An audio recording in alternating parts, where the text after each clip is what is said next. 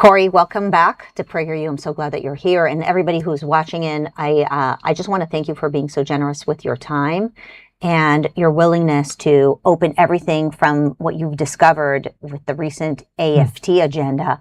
And the fact that we can do this right in front of our audience and be incredibly transparent about what you and I are investigating is incredibly generous of you. So thanks for coming back. Well, it's great to be here again in less than 2 weeks, and we have a lot to go over. Thanks for digging into this 200-plus page document with me. It's time to expose the teachers union cartel. It really is unbelievable. I thought that what we exposed with the NEA was unbelievable, but you know, the AFT, the American Federation of Teachers, seems to always outdo the NEA in so many ways. It is no surprise to me that Mike Pompeo, Secretary Mike Pompeo in 2022 called Randi Weingarten one of the most dangerous people in the world, if I'm quoting that correctly. I'll never forget that. That's right, because the teachers union bosses control the minds of millions of children. And as we see with these resolutions that we'll go over in a second, they want to use our children as political pawns as well in their game to overtake the White House. They want to get Democrats in charge of the House and the Senate. You can look at the speakers that they had at their convention this past week, and it was the speaker, the Democrat leader of the House, Hakeem Jeffries. He calls for their support to take back Congress. You have Senator Raphael Warnock was a speaker as well. He wants to win in November. It sounded like a political rally that had nothing to do with education. Well, it was a political rally, That's clearly. Right. Didn't just sound like it. Yeah, it's a communist political party, or political rally.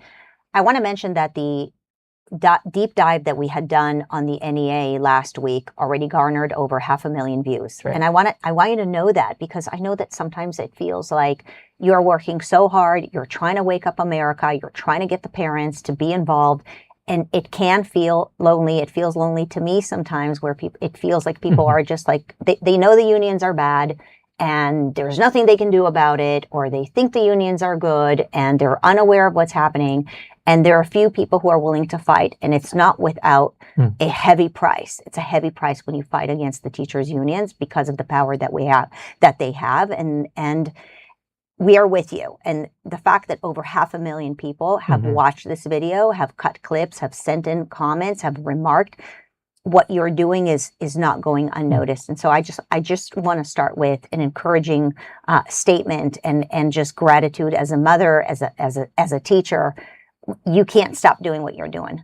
Well, we're a dynamic duo, Marissa. You caught a lot of the resolutions that I had initially missed, and it's probably been watched over 500,000 times already, because this is a lot of crap to sift through, and it's painful for parents to have to go through this stuff, because they're reading through this, and if they're sending their kids to the public school system, it becomes a really sharp realization, and a tragic one, that my child is being indoctrinated by this kind of stuff. And no one wants to, let's be real, watch the entire political speech by Randi Weingarten, where I did a control F and she said Trump 18 times. She said power about 18 times.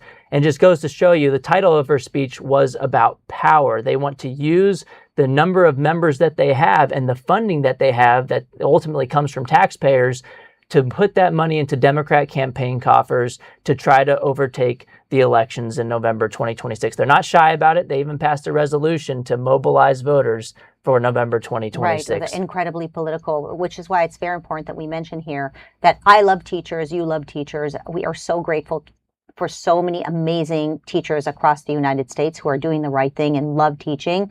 The fact that we are exposing what the teachers' unions are doing doesn't mean that we're anti-teacher, that they're going to make these claims against us, but it is simply not true. And most teachers that I bump into, once they become aware of the agenda of the AFT, they actually recognize that the AFT is not representing them. This is not what they want. It's not what they believe.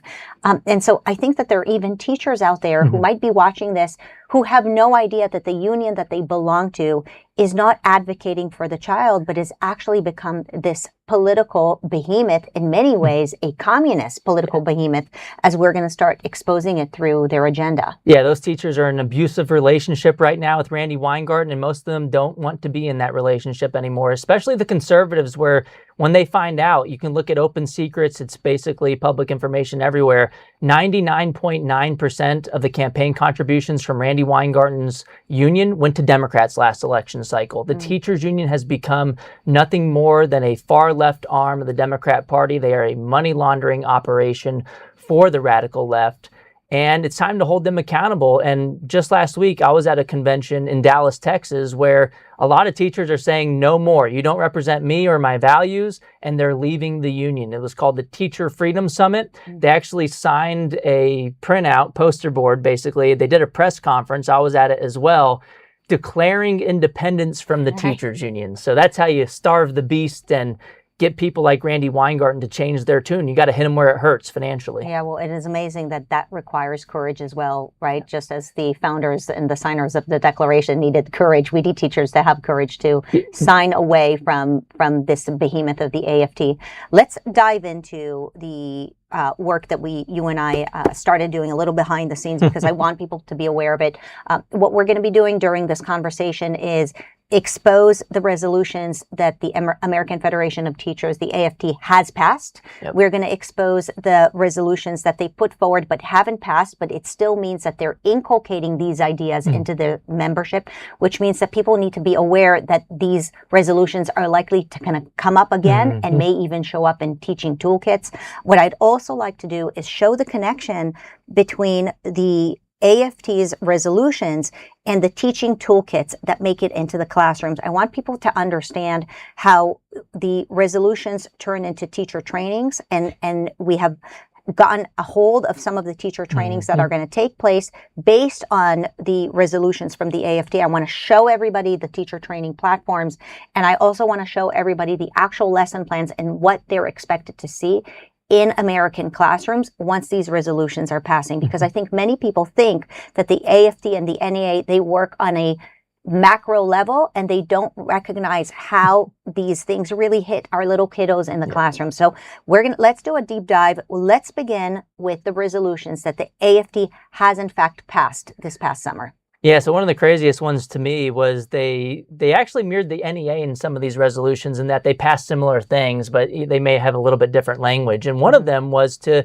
make May 1st every year a day of civic action, they call it. They want to use students for trainings, and they want to use students for political education and, quote, marches and rallies. They're letting the mask slip. They're passing a resolution, it's already done, to use students as political pawns in their agenda on May 1st. May 1st is an important day. They didn't just pick this date out of a hat.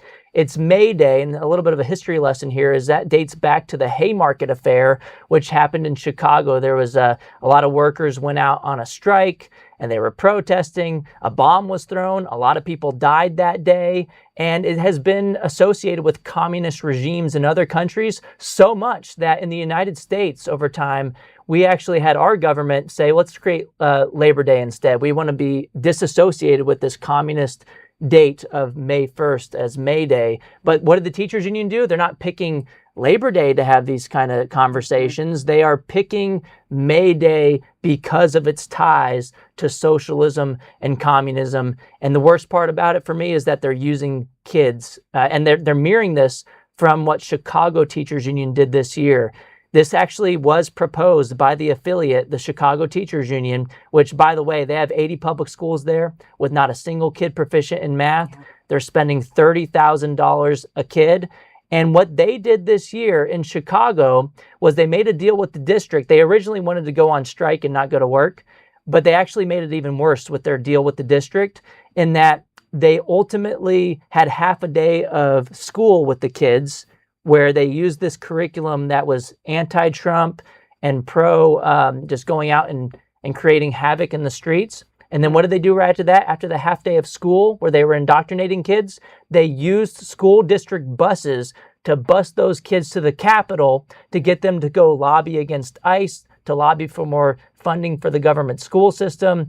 And they literally use children as political pawns? So this specific resolution, May Day, as they call it, Day of Civic Action, has in fact passed. And so when you bring up the Chicago School District, I have right here the toolkit. So I want parents to understand how this works. So here we go. We have the resolution that has passed. I have the toolkit that has also been implemented. Interestingly, everything is ready to go, right? It has all been created before the resolution has even passed for May Day, as you described. So let me pull up this toolkit. This toolkit references working with California school districts as well as Chicago, and also a partnership with the Howard Zinn curriculum, which is to describe American history from a dark place is an understatement when I talk about the Howard Zinn project. And so this is a compilation toolkit. And what a toolkit is a teacher training project where teachers know that they can just grab lesson plans and run into the classroom and educate, indoctrinate our children. So this starts at kindergarten. So for kindergartners, this toolkit describes an activity where the students can look at these posters and then create their own posters. Again, I'm talking about kindergartners here. Part of this lesson plan for K through second also includes, of course, the LGBTQ stuff. I mean, everything is blended in, right? It's the entire, as I call, victim bingo or oppression Olympics, right? So anybody that can identify with intersectionality, right, folds into this May Day curriculum. So this one is Julian the Mermaid. This one happens to be in Spanish. And so this is part of the May Day toolkit that the teachers' trainings are offering teachers and encouraging teachers to bring in. So Julian thinks he's a mermaid. He thinks he's a girl, and they want preschool kids to look at this and say, maybe I'm a girl too. Correct. Even though And I'm a maybe boy. because I'm a girl, I should now participate in the May Day protest and therefore resist, as you can see from the way these posters are made. And then in here, the teacher is instructed to instruct the K through second grade child to make their own protest poster in order for them to leave the classroom and go fight against the man. And when we talk about fight against the man, they're being very specific about who is the man that America's kids should fight against. So I'll take you onto the 3rd through 5th grade and middle school curriculum that is in here. Again, pre-made lesson plans describes how many minutes should be spent on each thing.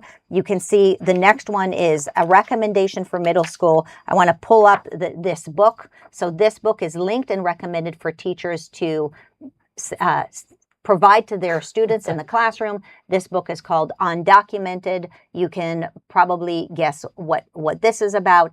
And it fits into the broader curriculum that whether you're a legal immigrant to the United States or an illegal immigrant to the United States, your status should be exactly the same. That is basically what they were advocating for, and I'm sure you have many resolutions about that are related to that. Anti-ICE activity. Anti-ICE, and they also, I just learned this morning because you brought this up, I didn't even see this one to begin with, that they passed a resolution on the floor to oppose the Save American Act. Right. That is an 80-20 issue. So what they basically want is they want illegals voting in our election system, and they passed it under the guise of protecting the right to vote. They dropped the last couple of words, which is including for illegal immigrants. They should have included that in the title as well. They got so much gaslighting going on that you can't just read the title of these resolutions. You have to read the details and see what they're actually pushing for. So yeah, protecting the right to vote. Everybody should be able to vote, right? But they don't put into the title that, well, we're against the Save America Act and we want illegals to not have to show proof of citizenship in order to vote in our elections, which, by the way, what does this have to do with educating kids and improving academic outcomes? Well, and then what does it even have to do with advocating for the teachers? Again, I think most teachers don't want to have illegal conduct in our country. Most teachers don't want any of this stuff, but either people don't know, or they don't understand how to fight against it, or they don't understand how it's impacting your child and America's children in our classrooms. And this is why I think it's so important that while we dive into these resolutions, we also highlight for parents and teachers how it hits the classroom directly, whether it's through this book or the other book that I showed, or the videos and the lesson plans. I want to keep going through this toolkit because it's only going to get worse. What I'm about to show you is unbelievably shocking. Even I was shocked by this. So we talked about the K through second grade posters. We talked about the middle readers books. We talked about some of the lesson planning that is created. The next thing is a PBS video. Yeah. Okay. So this PBS video is recommended for middle school kids to watch and then digest. Watch this video. You're all going to think I'm making this stuff up. Okay. So PBS creates this video that gets implemented into the toolkit that is produced and promoted by the teachers' unions. This one is specifically advocating for illegal immigration and is actually advocating against bills that have passed and against people who have been duly elected by the public. Watch a short little segment. We're going to make a link to the entire PBS video later on for those who want to actually go and check for yourself. You should see this in your own eyes so you'll be just as upset as Corey and I are. Policy and only haphazard enforcement of existing laws. Some states acted on their own. In April 2010, Governor Jan Brewer of Arizona signed the broadest and toughest anti-illegal immigrant law in U.S. history. Okay, pause real quick here. I want everybody to listen very carefully. First of all, pay attention to the music, right? So the music sounds like there is something very nefarious going on here, like something really bad. Okay, what did she pass?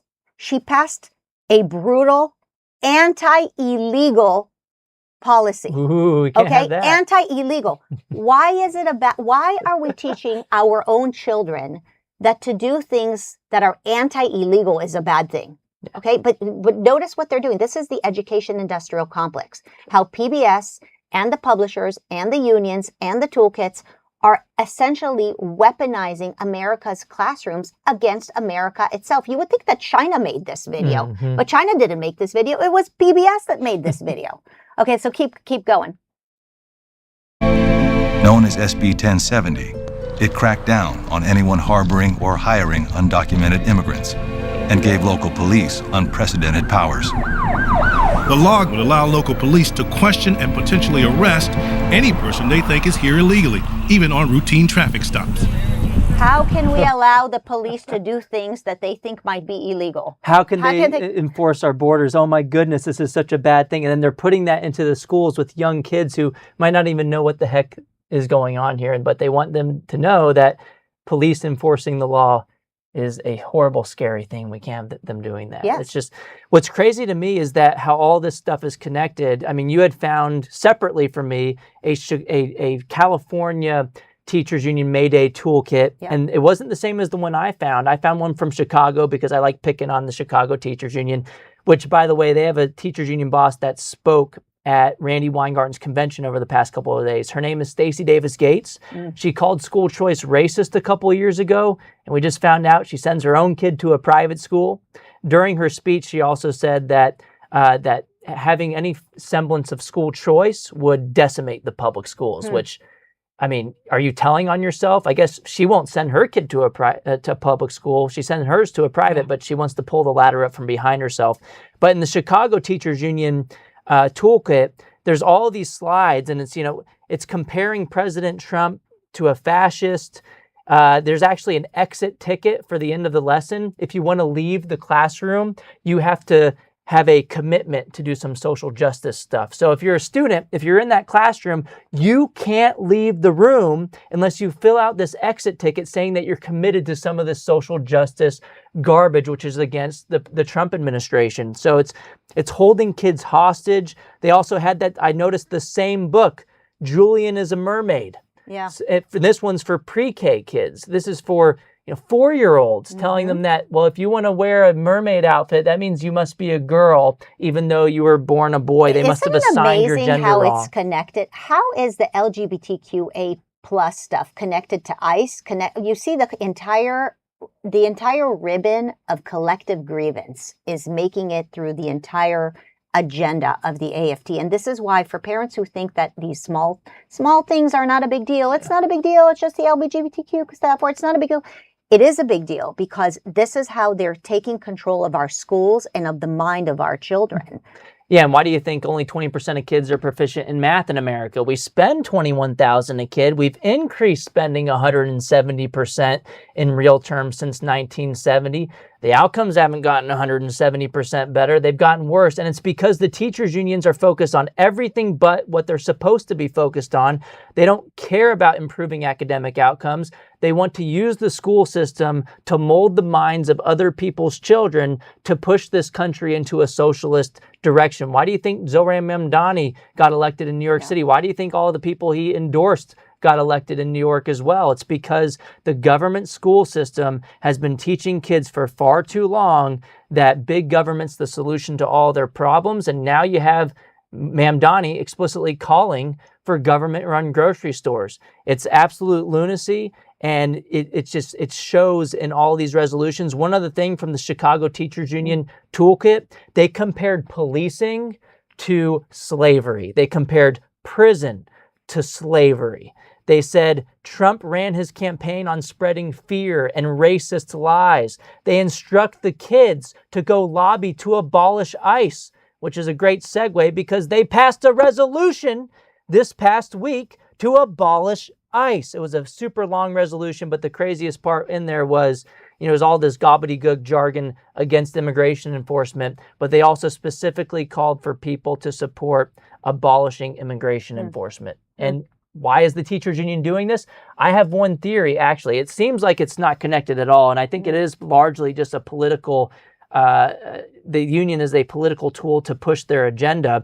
But if you had to kind of twist your arm and try to figure out why they're doing this. Why are they doing this? The government school system benefits from illegal immigration because of a little Supreme Court case from 1982 called the Plyler v. Doe decision. It was a close one, 5-4. If they re-examined this case, it would go the other way because after it passed, John Roberts, who's now the Chief Justice now, he was a lot younger at the time. He wrote a scathing opinion against the ruling, which what the ruling does now, a lot of people don't know this, is it forces every single state to force their tax-paying residents to pay for illegal immigrants' education. And so if you have more illegal immigrants, because you're forced to pay for their education, that means more students in the classroom. Public schools are funded based on the number of students they have. Doesn't matter if they're here illegally or legally. And so the teachers unions, they're gonna want to fight against ICE. They're gonna want to fight against overturning the Plyler v. Doe decision, which some states are taking steps to do so, like Tennessee and Texas. I think it's going to happen at some point. But the teachers unions, they even had a resolution that they considered this year specifically about the Plyler v. Doe decision. They're freaking out. They don't want it to be challenged because they know we have a more conservative court right now, and there's no legitimate constitutional argument as to why states should be forced to fund education for illegals, people who aren't here legally. That is taking away funding from kids who are here legally. It's totally unfair. The unions know it. And they're on defense right now. So many American families are pulling their kids out of the government schools, and so they need to backfill it.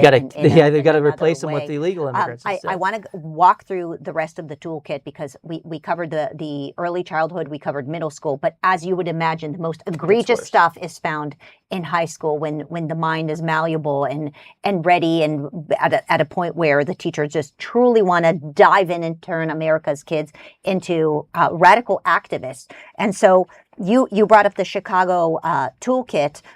I pulled this up also from the California toolkit. And so in here, I want people to see it because it's so hard to believe. This is how they do the checking for understanding. So there is a list of 10 grievances that the union has with President Trump. This includes all kinds of allegations against the DOJ, all kinds of accusations against the Department of Energy, accusations against the Department of Defense. One of the accusations is that the military bases shall no longer hold certain names because they are named after people from the Revolutionary War or the Civil War, and therefore it's a little like the toppling of the statutes, removing those names. So there are all kinds of grievances, mostly against President Trump and the treatment of what they call unauthorized immigrants. But then they go into this checking for understanding test, or what you call the exit requirement. And just go ahead and read this with me, because again, you're going to think that I'm making this up. You're going to think that your child is not exposed to this response sheet. It's called a response sheet for the authoritarian playbook presentation. Question number one for your child in high school: what hardships are people in your community facing since Trump was reelected last November? How did Trump ruin everything for you? This is the first question your child is being asked before they leave this lesson. And then they go for the second one.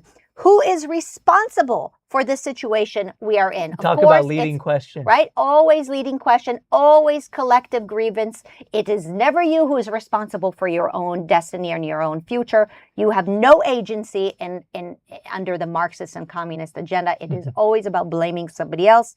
And they go on. Number 4 is, what is fascism in your own words? What is authoritarianism in your own words? Why do activists use boycotts in situations like this? And they go on and on, essentially steaming the child up.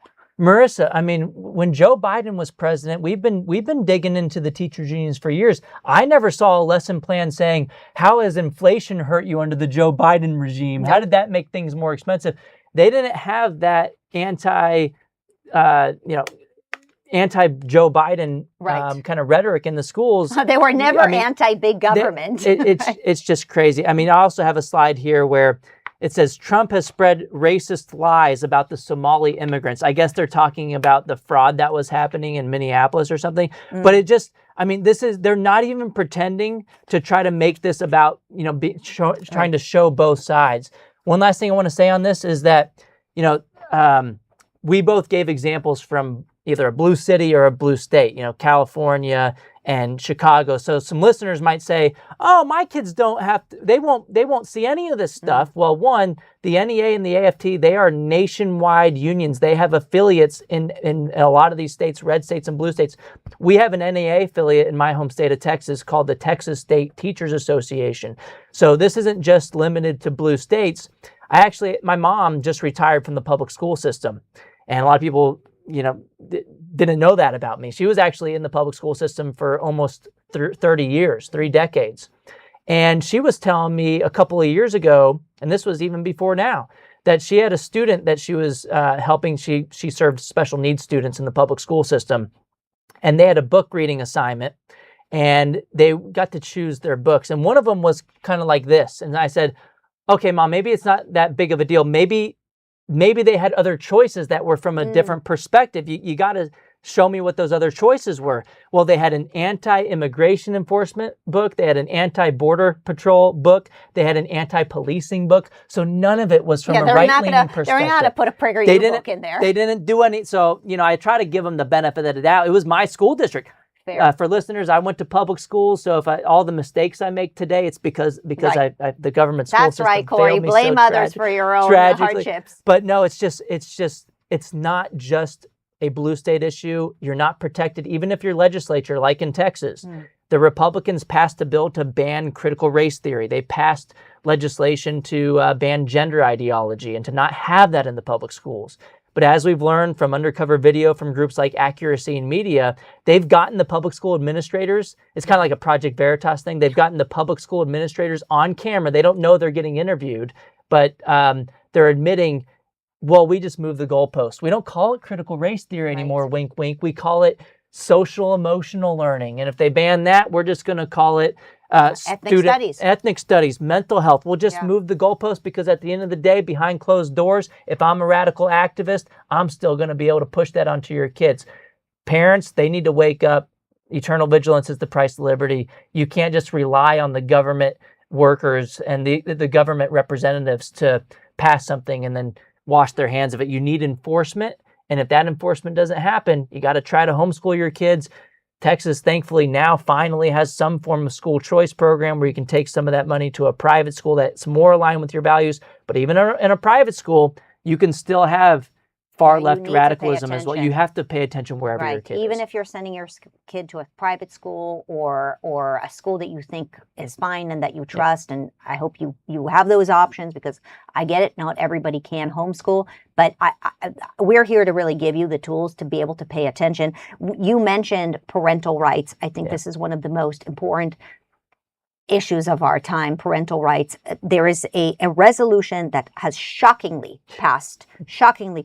And I want to actually use the words from the resolution because it talks about forced outing.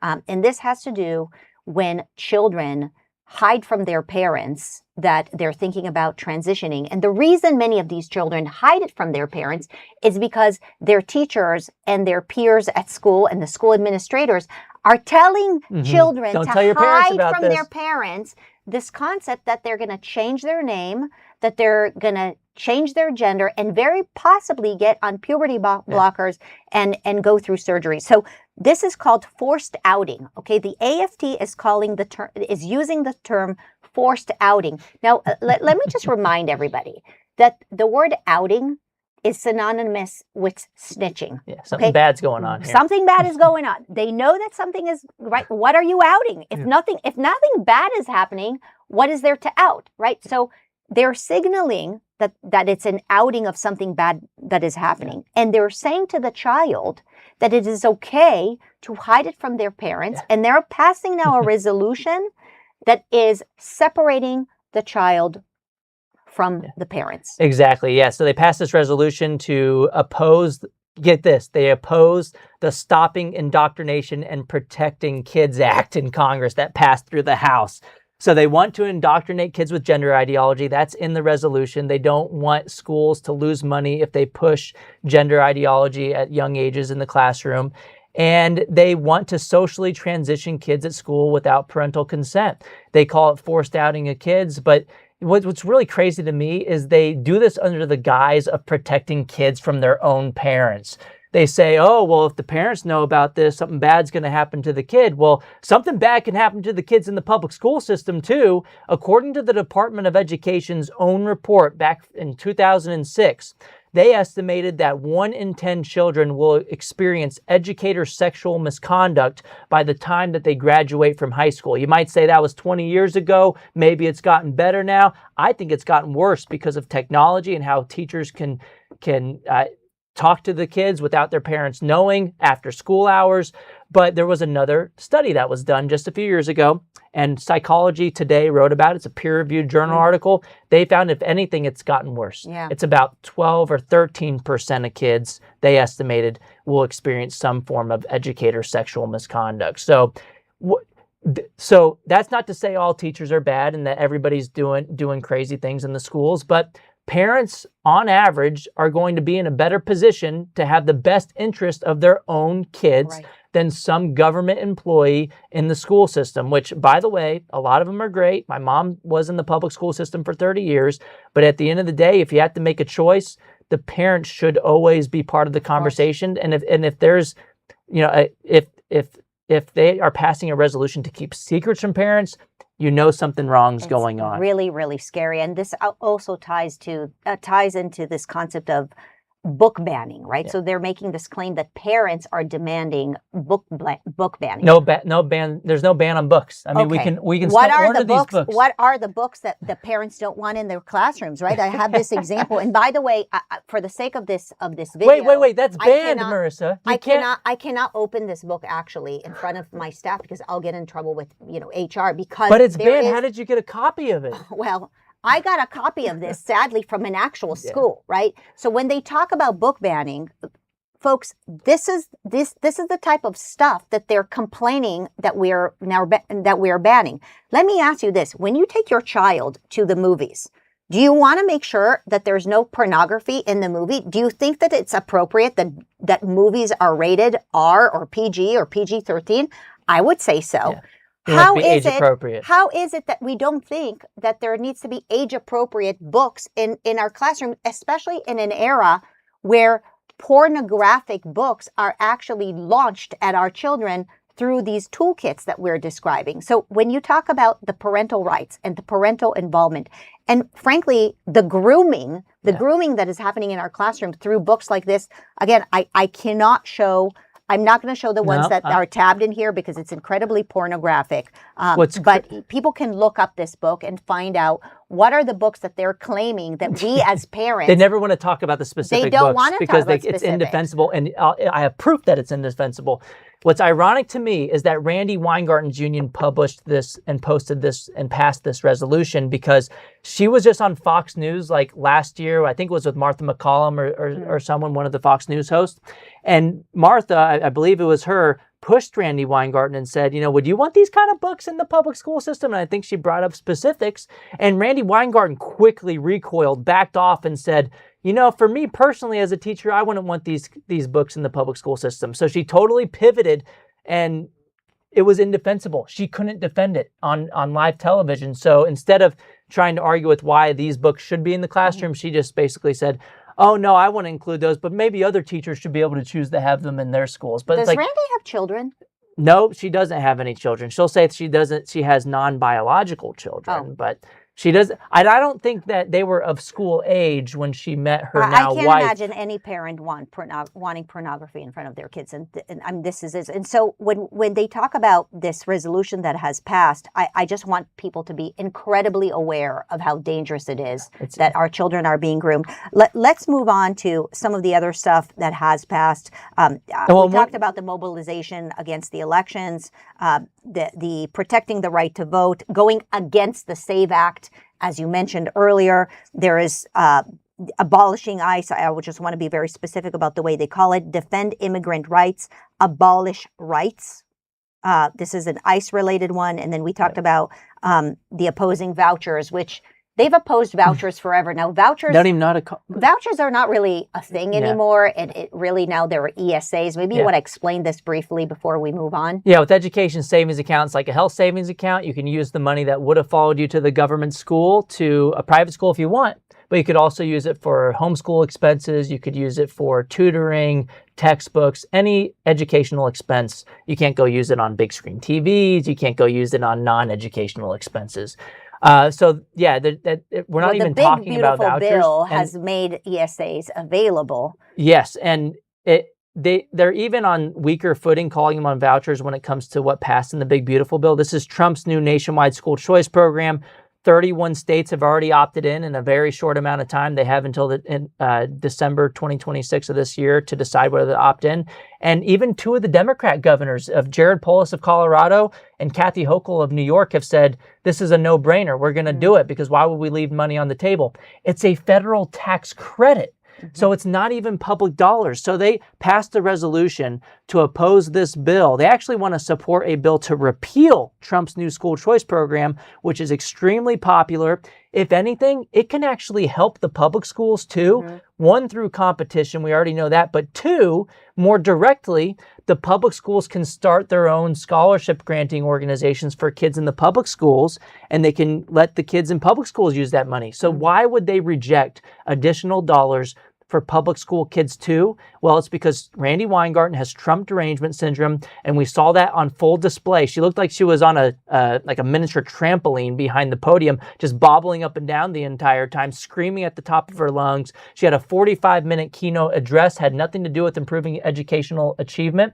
It had everything to do with winning elections in November. They had Hakeem Jeffries speak. They had Senator Raphael Warnock speak, a Democrat. And Hakeem Jeffries called it a time for regime change, winning Democrat majorities in Congress in November. And Randy Weingarten was just talking about the power of the union, how they're going to mobilize. They passed a resolution to, quote, mobilize for the 2026 elections. Yeah. The word regime is in the AFT's agenda in here as well. And as you make this point about the government schools and the unions, what people need to recognize is that the unions advocate for the unions and their political power. They don't actually advocate for the government schools either. So teachers. When you're puzzled by why it is that they don't want more funding for our localized government funded schools, is because they really don't care about the government schools. They don't care about the schools. They don't care about the teachers. They don't care about the kids. The union cares about the power of the union, not even the government school. And not even the teachers. You just got to follow the money. I mean, Yeah. first you can look at the political spending, 99.9% going to Democrat campaign coffers. It's a one-sided money laundering institution, not an education one. But also, over time, per student spending has increased by about 170% since 1970 in real terms. But teacher salaries have only gone up by a whopping 3%. It's been flat. And where's all the money going? It's going towards administrative bloat. Right. Over the last decade, since 2014, the number of students in the system has actually dropped by 750,000 kids. But they went on a hiring spree. They increased staffing by 600,000 people. And there's opportunity costs. If you're not giving that money, if you're giving that money to hiring more administrators in the system, that means less money for the teachers who are already there doing a good job. Right. That's why their salaries have been flat over time. And the best teachers so unfair leave. To the teachers. They say, I know. "What? You know, there's no merit pay." The unions fight against that too. And so so wrong. they look across the hallway. They see this guy just showing videos to the students, not actually doing direct instruction, not trying all that hard. Someone who's been there forever, making more money than the teacher that's knocking it out of the park because they have to pay them all the same because of collective bargaining and how the teachers union operates. They fight to protect the lowest common denominator. So the best ones, they do their time for a couple years and say, no way. It's horrific because we need great teachers, and there are great American teachers out there, and they're treated so poorly. Moving on to some of the resolutions that have been put forward, haven't passed, but I hate to say this, but haven't passed yet, because as I said at the onset of our conversation, they begin inculcating their crazy ideas with one agenda and another agenda year after year, and eventually people start believing that these things should pass. So we can almost play a horrific game of which one is worse. I'd like to start with the, well, did we cover the one on artificial intelligence? There's a lot that they did pass that's also crazy that we didn't have time to get to. But, you know, they had like a 5-page resolution that they passed against artificial intelligence, and they called for a tech tax. They want to tax the heck out of AI, whether you like AI or not, people in the audience. They want to use that tech tax, and they specifically call to use that money to go back towards the government school system, which goes towards the teachers' unions at the end of the day, which then gets funneled to the Democrat politicians. So they want to tax AI. They specifically say that they want to protect their jobs. This passed, because I thought it didn't pass. They did pass okay, so it. the preparing for artificial intelligence and protecting democracy, the tech tax that passed. has passed by the AFT. They want to tax technology. They want to tax technology, and whether you agree with that or not, but the union's calling for it in a one-size-fits-all way in the public school system. And there's at the end of the day, I think AI can be used as a force for good. It's technology. It all depends on the implementation. Yeah, but certainly this idea of taxing technology that's being used in the schools. They're the modern day Luddites, and they also point out that they want to approve any AI type of stuff that happens in the schools. It has to go by them first. They want to regulate the heck out of AI. They want to tax it. And they just announced a few days ago that they are introducing Claude for teachers. And at first you might say, oh, look, this is a tool for teachers. Claude's great, but this is Anthropic. And they included in their press release a quote from Randi Weingarten herself saying that they are partnering with the American Federation of Teachers. And Washington Post actually did an analysis of this. And you might think Washington Post, if anything, has a leftward bias. But their analysis found that Claude, they put it into buckets, the responses, whether it was only left-leaning responses, only right-leaning responses, or a mix. They found that 45% of the time it was only left-leaning responses. Guess how much percent of the time it was only right-leaning responses? A big fat 0. So they want this far left technology included in all the schools. And now Randi Weingarten's getting her hands into it. I bet you they're going to program the AI to say that the teachers' unions didn't close the schools during COVID. And they're going to rewrite history. If Anthropic and these big tech companies don't work with them, they're going to extort them and intimidate them by trying to push for a larger tax. So this is how they basically play this game of their collective bargaining. And she's already doing it with Target, for example. They passed a resolution earlier this year to boycott Target because Target is in Minneapolis, the retail store, and they didn't come out sufficiently enough against immigration enforcement. So Randi Weingarten has been caught on video telling her members that she personally threatened Target for not coming out against ICE. and said, we own 7% of your stock in our pension funds. That smells like a breach of fiduciary duty. Wow. The sole purpose of those pension fund managers should be to maximize shareholder value, to increase the value of the pensions. Now it looks like the union's using them for political purposes, which could hurt teachers' retirement pensions. And all that's part just of that education industrial complex. It's Exactly. truly everywhere. Some of the things that I think are most egregious and haven't fully passed yet. There was one that has passed against the war at Iran and Lebanon. Yeah. I believe that one has passed, and I'm not surprised. I mean, sometimes I wonder whether the AFT and the NEA are actually run by foreign adversaries. I mean, the first, I wonder, because the first time you sent me the AFT agenda and your digest of it, my first text back to you was, I don't understand. Did China write this? Exactly. Especially the resolution that they tried to pass, 70 and 72, were cutting the Pentagon's funding. Yep. And then cutting the military budget by 50%. And that one, but cutting the U.S. military budget by 50%. Why would the AFT want to do this? Which, by the way, even if you agreed with it, has nothing to do with education. They want to cut the United United States military by 50%. This, by the way, came from the Los Angeles Teachers Union. It was brought forth by them. How is it possible, Corey? It is unbelievably dangerous. They don't just want to destroy our public school system. They want to destroy our national defense as well. They also called, which was obvious because they're communists, for Medicare for all. They want taxpayers to foot the bill for that. They want government child care for everybody, that is funded communist. by the taxpayer.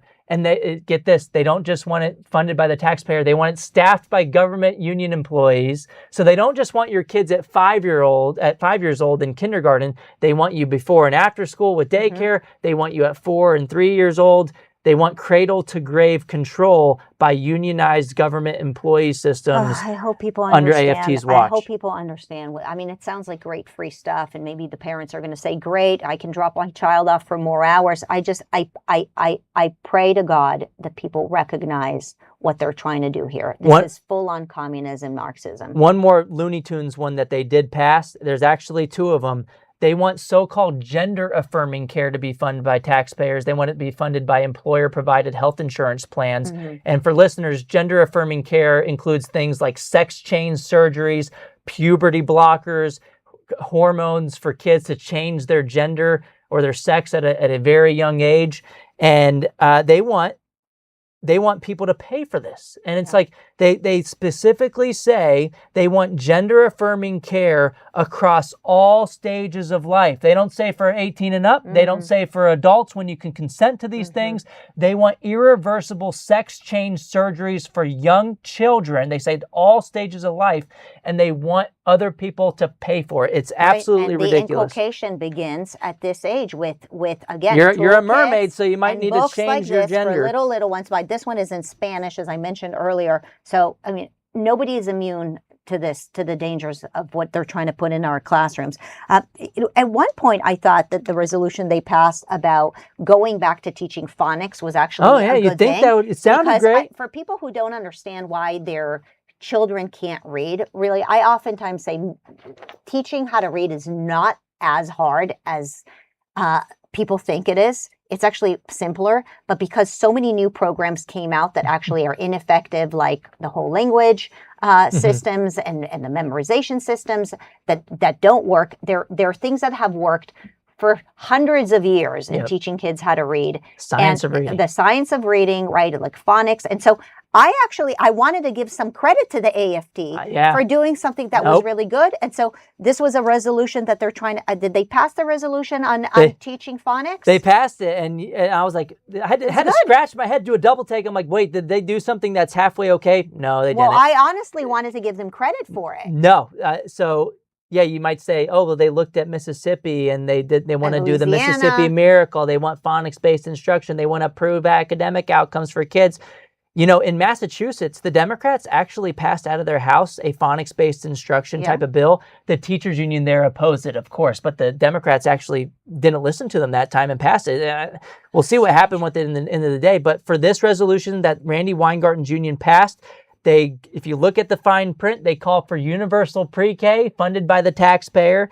And so they don't just want to start at kindergarten. They want to tack on another year to the government school system that's funded by everybody else and staffed by government union employees.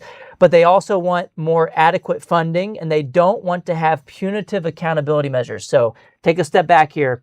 They want to say that they're for improving reading outcomes, but you better not look at how good of a job we did. You'd better not test the students on it. So it's more of just gaslighting. They're just saying that they just want to say that it's virtue signaling in a sense. One of the things that struck me is that they're claiming that they need additional funds in order to now teach phonics. Why do they need additional funds? I have here a gem. Okay, this is a McGuffey reader from 1836.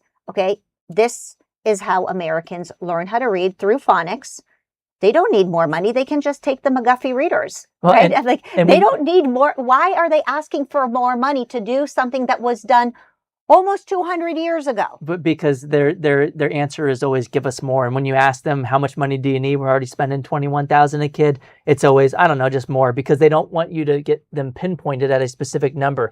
What's crazy to me in this resolution where they call to have more phonics-based instruction, they claim that standardized testing harms are the result of systemic racism and disinvestment. Mm-hmm. So they even had to include in there that, well, you can't test us for this, and if you do, you're a racist if you want to check whether we're actually doing a good job at improving reading outcomes. It really is. It is criminal how people have weaponized words like the word racism. Yep. They have weaponized these words against humanity. And kids, they have kids in the classroom feeling like I must hate myself because of the color of my skin, or I'm never going to be able to succeed in life just because of the way I look. I mean, Martin Luther King tried to get us to a place where there was color blindness, and now you have people like Ibram Kendi saying that color blindness is a bad thing and that you have to have present discrimination to repair past discrimination. Yeah. I mean, burn down the city to save it, basically. Yeah. And DEI is back in all over this document. Yes. I mean, I didn't even pull out the DEI sections because it's woven into almost every resolution. DEI, critical race theory. As you said, they changed the names, but it's very, very much still inculcated this collective grievance, trying to break the e pluribus unum of Americans as a whole and try to put us in different multicultural grievance against each other. Yeah, so they had a couple of other things, just a quick bullet, just to hit these really quickly. They passed a resolution to make D.C. a state because they wanted to pack the Senate. They couldn't pack the court, I guess, so now they want to pack the Senate for 2 more Democrats. They think that they're going to, if they get D.C. as a state, it's going to vote Democrat. Exactly, so that's what they want to do there. You might think, well, why is D.C. being a state part of this? It's unconstitutional. The founders were pretty clear. They wanted a 10 by 10 mile thing where it's not controlled by a specific state. You don't want the capital of our nation controlled by an adversarial state. That's just that would be a big problem.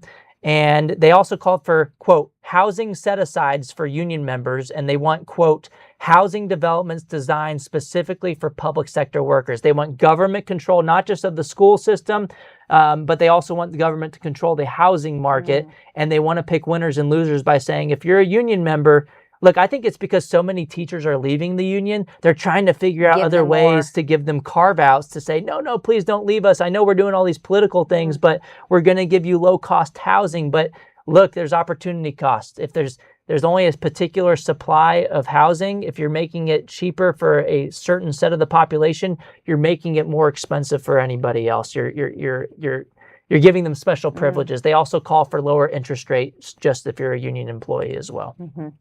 Let me see if we got some questions from the audience before we dive into everything. I think we covered most of these things. We got to hit the one that didn't make it to the floor for a vote, which would call for, quote, they will call for the impeachment, conviction, and removal of Donald Trump from the U.S. presidency. They go on to say they want a, quote, national march on Washington, D.C., which sounds familiar, doesn't it?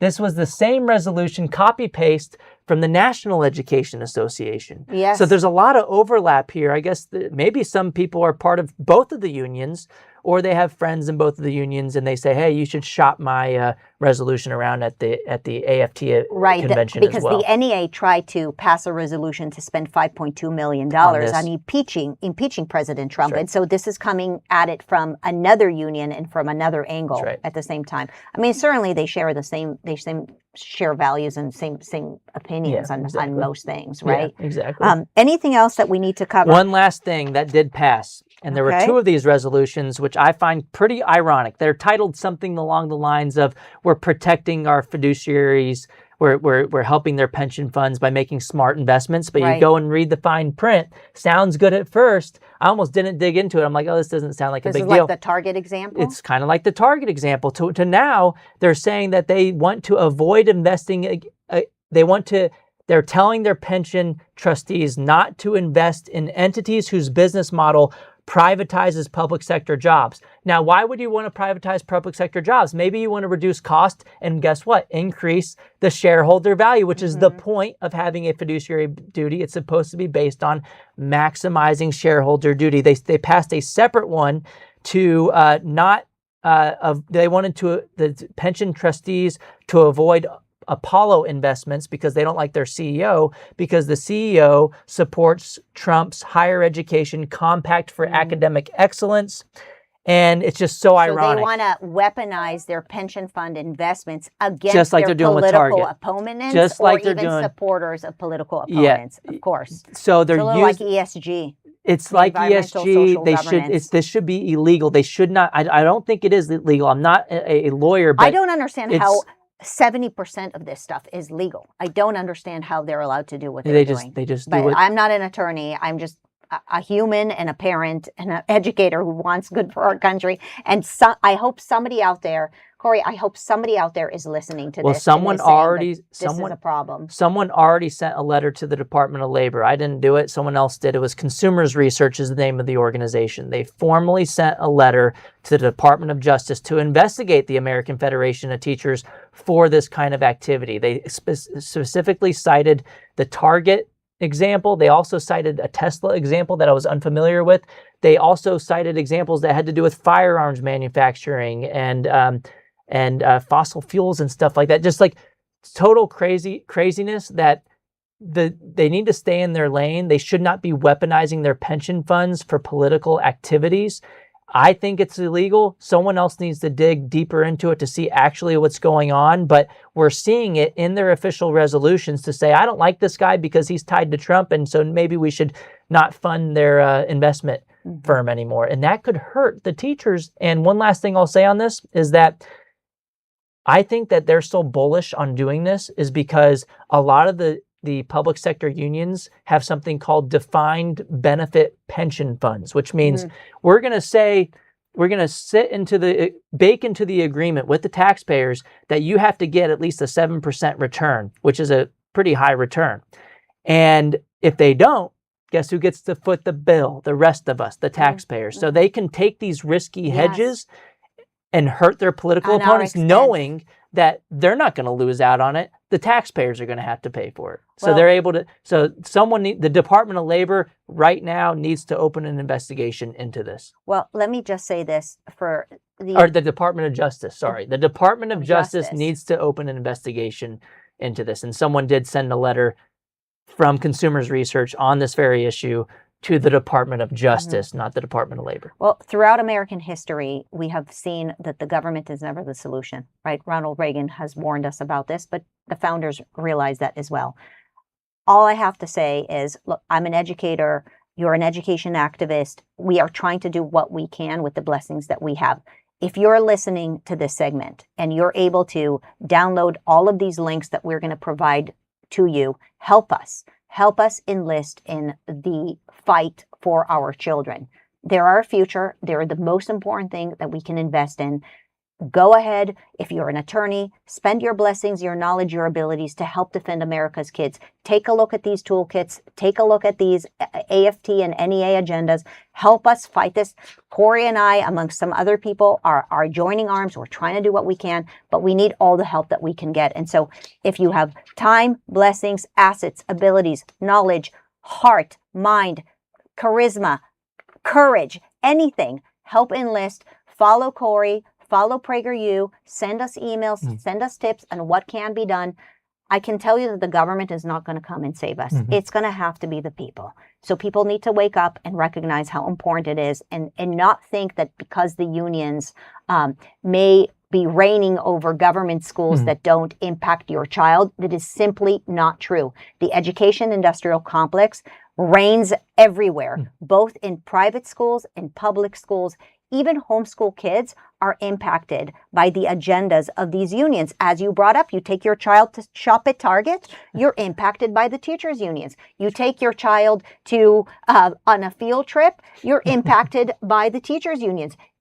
The anti-ICE agenda, all of these agendas are impacting every single American. Even if you don't have a child, you're impacted by the teachers' union. And so please help us help our kids. And looking forward, Corey, to having you in for another deep dive. Sadly, I just know there's going to be another deep dive coming up soon. But hopefully in our next deep dive, I'll be able to tell you, Corey, that the PragerU audience is engaged, that people are leaning in, that they're supporting us. And we're going to try to have some more solution-oriented conversations here, because this is not just about highlighting the problems. Obviously, we need to identify the problem in order to solve it, but we have to go into problem-solving mode. One piece of it is what PragerU is doing with the book fairs and the alternatives for the supplementary curriculums. We are making toolkits. We're making lesson plans for teachers to do the right thing. I don't want to be the only one doing it, right? So let's lift some other people who are willing to engage. Thank you for everything that you're doing. God bless you, and we'll see you soon. Yeah, thank you so much, Marissa. It's great to be here. All right, bye, y'all.